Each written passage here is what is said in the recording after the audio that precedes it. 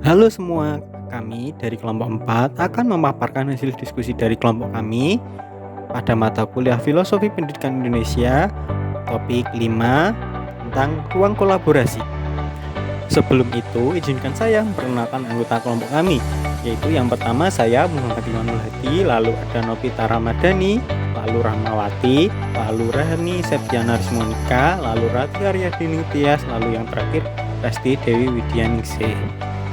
Di sini kami mendapatkan sebuah tugas untuk membuat sebuah rumusan tentang implementasi kurikulum merdeka dalam upaya mewujudkan pendidikan yang berpihak dan memerdekakan peserta didik.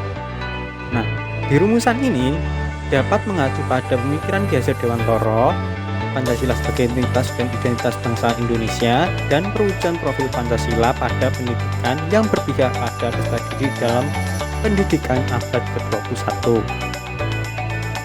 Pertanyaan pematik di bawah dapat memberikan panduan dalam membuat rumusan.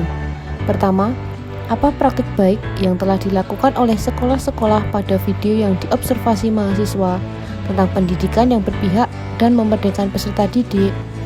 Yang kedua, apa praktik baik yang dilakukan oleh sekolah mitra mahasiswa tentang pendidikan yang berpihak dan memerdekakan peserta didik? Dan yang ketiga, bagaimana mewujudkan pendidikan yang berpihak dan memerdekakan peserta didik dalam implementasi kurikulum merdeka? Pemikiran Ki Hajar Dewantara, Pancasila sebagai entitas dan identitas bangsa Indonesia, dan perwujudan profil pelajar Pancasila pada pendidikan yang berpihak pada peserta didik dalam pendidikan abad ke-21.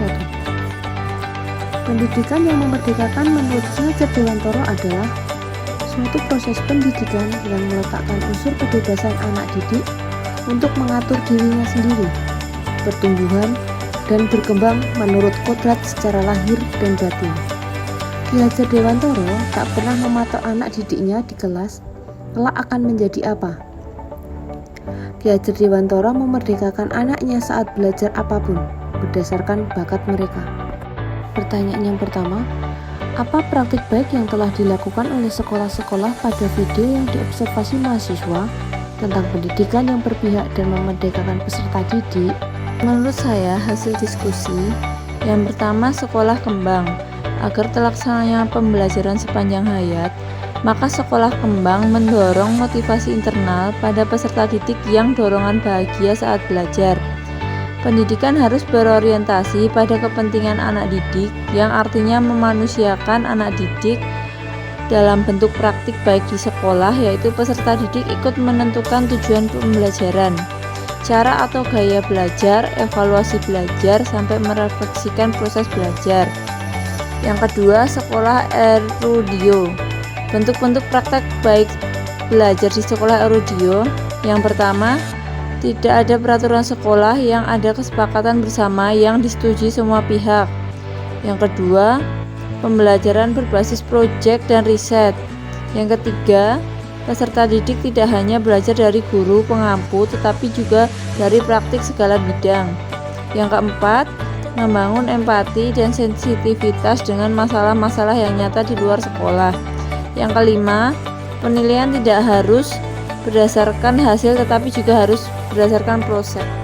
Untuk hasil diskusi selanjutnya, yang ketiga, SDN 01 Bongan, prinsip pembelajaran yang memerdekakan, yakni sekolah harus memahami kondisi lingkungan termasuk sarana dan prasarana sekolah untuk memenuhi kebutuhan peserta didik dalam pembelajaran. Pembelajaran dilakukan dengan manfaatkan lingkungan sekitar, misalnya dengan membuat kebun sekolah, kandang kambing, dan pemeliharaannya, dan kolam ikan sebagai media pembelajaran. Untuk yang keempat, sanggar anak akar. Prinsip pembelajaran sanggar anak akar yakni mengupayakan sanggar menjadi suatu ekosistem tempat anak-anak merasa nyaman dan aman untuk mengembangkan dirinya. Dalam proses pembelajaran di sanggar, anak akan juga membuat ruang dialog bersama untuk mengkomunikasikan pendapat dan hal yang ingin dicapai dalam proses pembelajaran. Selain itu juga memberi peluang bagi anak untuk melakukan eksplorasi. 2. Apa praktik baik yang dilakukan oleh sekolah mitra mahasiswa tentang pendidikan yang berpihak dan memerdekakan peserta didik? Berdasarkan hasil observasi kami di tempat PPL kami, yaitu SDN 01 Polokarto, terdapat beberapa aspek praktek baik yang diterapkan sekolah tentang pendidikan yang berpihak dan memerdekakan peserta didik, yaitu yang pertama, pembelajaran yang berpusat pada peserta didik. Yang kedua, pembelajaran yang sesuai dengan gaya belajar. Tiga, lingkungan belajar yang aman dan nyaman. Dan yang keempat yaitu kerjasama orang tua dan komunitas. Pembelajaran yang berpusat pada peserta didik. Pembelajaran yang berpusat pada peserta didik merupakan pembelajaran yang menempatkan peserta didik sebagai pusat dari proses belajar. Ini berarti guru bertindak sebagai fasilitator, pembimbing, dan rekan belajar. Sementara, peserta didik bertanggung jawab atas pembelajaran mereka sendiri. Berdasarkan hasil observasi kami di kelas 4, SDN 01 Polokarto pada materi perkembangbiakan tumbuhan secara vegetatif buatan, pembelajaran sudah berpusat pada peserta didik, di mana pembelajaran dilaksanakan dengan berbasis proyek, dengan bimbingan guru. Dalam materi tersebut, peserta didik secara berkelompok diajak untuk membuat sebuah proyek perkembangbiakan tumbuhan secara vegetatif buatan, seperti mencangkok, merunduk, dan stek. Melalui kegiatan tersebut, peserta didik diharapkan dapat belajar berpikir kritis melalui praktik secara langsung dan pengamatan tentang proyek yang mereka buat. Pembelajaran yang sesuai dengan gaya belajar. Gaya belajar merupakan kombinasi dari bagaimana ia menyerap serta mengolah informasi.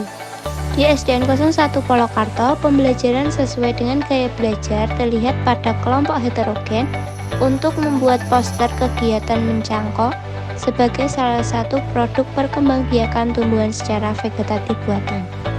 Contohnya, mencangkok pada tanaman jambu.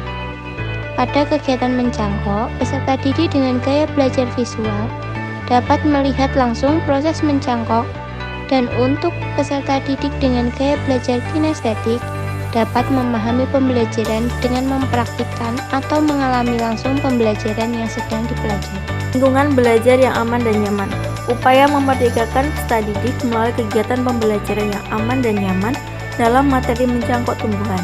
Lingkungan kelas yang aman, nyaman, dan berpihak pada ekosistem pembelajaran penting untuk dipertimbangkan, karena hal tersebut akan membuat peserta didik merasa nyaman, senang, dan bersemangat sehingga proses pembelajaran efektif dan dapat mencapai tujuan pembelajaran serta peserta didik mencapai prestasi mereka.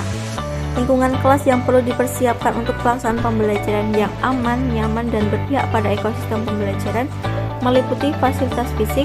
Fasilitas fisik tersebut seperti ruang kelas yang baik, bersih, dan rapi, serta terdapat sirkulasi udara dan pencahayaan yang cukup.